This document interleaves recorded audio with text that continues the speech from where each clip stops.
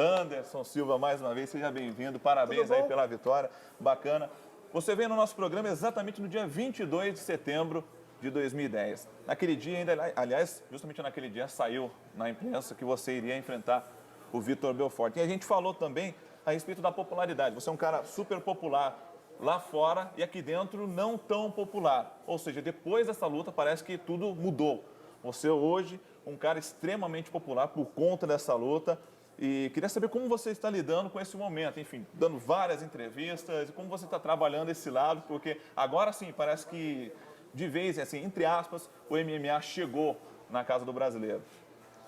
Eu acho que é um momento mágico, né, que o esporte está passando. A gente conseguiu chegar onde a gente gostaria e tem muito mais trabalho para ser feito, né? Mas eu fico feliz de continuar podendo manter esse título aqui no Brasil.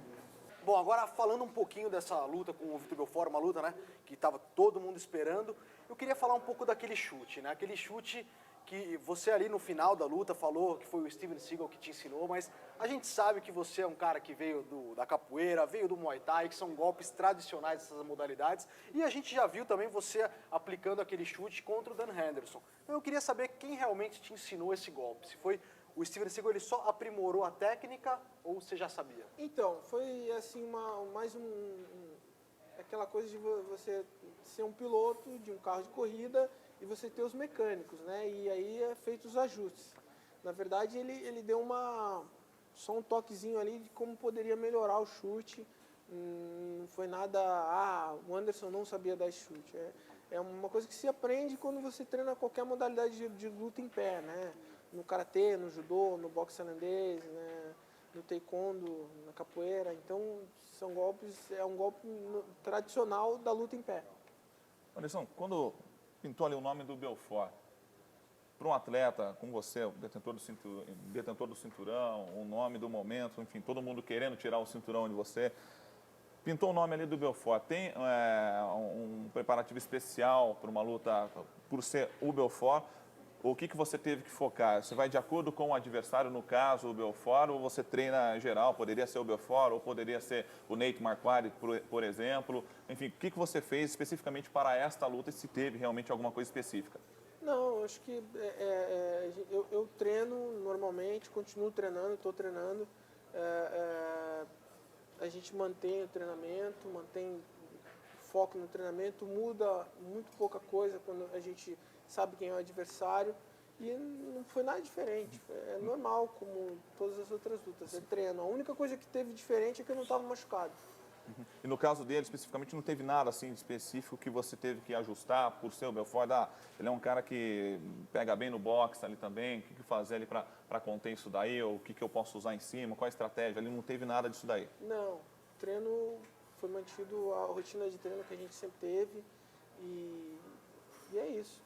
E falando um pouquinho do pré-luta, né? A gente viu que foi uma das pesagens mais tensas da história do UFC, né? Você achou tenso? Eu achei um pouquinho, cara. Não tenso no sentido, né, de ter uma tensão nem nada, mas eu achei que tinha um clima ali diferente. Existia alguma indiferença entre vocês ou realmente ali fazia parte do show? Não tem diferença nenhuma. O Vitor treinou muito tempo na nossa equipe, no Tim Nogueira, e a gente tem um código de honra no nosso time em que a gente não luta um contra o outro. A gente passa muito mais tempo entre nós do que com a nossa própria família, né? A gente procura passar... Na verdade, o Tim Nogueira é uma exceção do que o Rodrigo sempre plantou, o que o Minotauro sempre plantou, que é sempre a gente estar unido e um ajudar o outro, né? A gente é uma família. O Vitor passou muito tempo com a gente, né? Passou um bom período treinando com a gente abriu as portas da nossa casa para ele. E ele quebrou esse código, né? E é uma coisa assim, lógico, ele seguiu o caminho dele, mas não tenho nada contra o Vitor e ele seguiu o caminho dele. Mas naquela pesagem ali, a gente viu você, as suas pesagens eu sempre acho muito legal, porque cada vez você aparece com uma novidade. E dessa vez você apareceu com aquela máscara. E eu ouvi dizer, não sei se é verdade ou não, que aquela ideia foi do seu filho, do Khalil, é verdade isso? É verdade, a ideia foi dele. Uma noite antes a gente foi assistir um show de uns amigos nossos, de um grupo de dança, o Diabo Walkers, que está fazendo uma turnê em Las Vegas. e eles fazem todo o show de máscara, né? E aí o Já que Kalil ele ganhou... tinha falado que você era mascarado, né? É, o Kalil ganhou a máscara, ganhou alguns presentes dos meninos. E aí a gente estava lá e, pô, eu entrei no quarto, o Kalil chegou pra mim e falou assim, pai, por que você não entra de máscara? Eu falei, olha só, vai dormir que teu mal é sono, cara. Ele falou, não, é sério, entra de máscara, o Vitor chamou você de mascarado, entra de máscara, vai ser engraçado. Aí eu falei, tá bom, vamos dormir. Aí no outro dia ele tava com a máscara na mão, assim, e chegou na pesagem com a máscara. Eu falei, o que você tá fazendo com essa máscara? Nada. Bem cínico, nada. Aí ele me cutucou, na hora da pesagem, se o pessoal conseguir ver o vídeo, ele me cutucou e me deu a máscara. Eu falei, pô, fiquei sem reação. Eu falei, vou pegar, pega, não pego, vou pegar, pega, não pego. Peguei e botei. Aí deu no que deu, mas tem um respeito muito grande pelo Vitor. O Vitor é um grande atleta, infelizmente escolheu o caminho dele, que foi não treinar mais com a gente e seguir o caminho dele. Não tenho nada contra ele, nem contra nenhum atleta. A gente está ali para fazer o nosso trabalho e é isso. O que muita gente vem me perguntando, o pessoal para e fala, pô, o pessoal, na pesagem ainda falando, né? O pessoal pô, quase se estranhou lá, tem todo aquele clima. E a pergunta que todo mundo fala, aquilo lá foi um pouco de encenação, entre aspas, no linguajar do pessoal? Ou foi mais para promover o evento? Ou realmente existia aquele clima, como o Fernando mesmo falou, aquela pretensão? Até porque, logicamente, vocês vão se enfrentar. Ou seja, é a sua cara que está em jogo e a cara dele também que está em jogo ali. Ou isso daí também faz parte da promoção do evento, assim como existiu na luta do Sheil Sonnen. Ou seja, para atrair o público, já que era a luta do século. Desde que você faça tudo com respeito, acho que não tem problema. Acho que foi legal, valeu a pena, um monte de gente queria ver depois o que ia acontecer. Pô, o cara entrou de máscara e tal. Foi legal, foi bacana. Eu respeito muito o Vitor. Antes de eu pensar em lutar no UFC, ele já era campeão, né? Já foi, por isso que é o fenômeno, né? Porque ele foi campeão com 19 anos, acho que 19, 18 anos no UFC e tem que ser respeitado. Te surpreendeu ter nocauteado ele logo no primeiro round? Não. Por que não? Você estava treinando muito para aquilo, você... Muito. Treinei muito para fazer com que todo o meu treinamento tivesse a eficiência que a gente treinou para aquilo, né? A gente treinou muito, poxa, aquele chute, todo mundo, algumas pessoas falam, foi sorte, ele nunca mais vai acertar um chute daquele ou coisa parecida. Mas, como você já mesmo disse, no Dan Henderson a gente conseguiu fazer o mesmo chute, porque o Dan Henderson é um cara perigoso. Na luta com o Demer também. E lógico que depois que a gente treinou com o Steve Seagal, deu uma melhoradinha e foi o que acabou dando o start para que a gente conseguisse fazer o chute com uma eficiência maior. Todo final dos meus treinos eu fazia,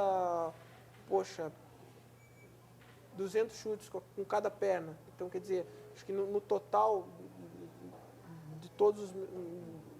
finalizando todos os meus treinos, numa soma total, acho que eu dei uns 3 ou 4 mil chutes daquele. E aquela hora que ele veio pra cima de você, a gente viu que ele veio desferindo alguns cruzados, alguns até pegaram em você, e a gente viu que você uma hora caiu no chão, né? E aí você logo tratou de ficar em pé. A estratégia era realmente ter... Foi uma hora que eu dei um chute, né? Exatamente. Que eu dei um chute lateral e me desequilibrei, o chute acabou passando dele. E ele conseguiu me emborcar e me colocar no chão. E, a gente treinou bastante levantar, treinou bastante ficar no chão. A estratégia era manter a luta em pé. Todas as possíveis situações que poderiam acontecer na luta. E eu levantei rápido, foi uma coisa natural que a gente treinou também. E eu consegui levantar rápido. Você disse que esperava até nocautear o Vitor no primeiro round, mas você esperava, logicamente não, eu antes... não disse que esperava nocautear ele no primeiro round. Não foi surpresa. Relaxa. Vamos refazer. Não foi surpresa um nocaute. É uma coisa que a gente treinou bastante. Sim. Mas foi surpresa para você? Isso, logo já até na pesagem mesmo, isso logicamente se repetiu no dia da luta em si. Ver todo o ginásio, enfim, todo o evento, o pessoal, muita gente torcendo para o Vitor, ou seja, você é o grande campeão, você detentor do cinturão, enfim, defendeu várias vezes o cinturão, o maior nome do UFC no momento, e se não da história, né? E todo mundo torcendo para o oponente. O que passou na tua cabeça? Será que não passou assim, será? eu fiz tanto trabalho aqui, pô, lutei tanto, eu sou ídolo aqui também. Aliás, você era mais ídolo até lá fora do que aqui. Muita gente respeitava muito o seu trabalho até lá, te conhecia muito mais. Eu encaro isso com muita naturalidade. O Vitor é o fenômeno. Nós não podemos deixar de lembrar que o Vitor é o fenômeno. O Vitor tem uma história dentro do UFC. E para mim é natural. Eu acho que eu encaro com muita naturalidade. Eu vou e faço o meu trabalho e acabou.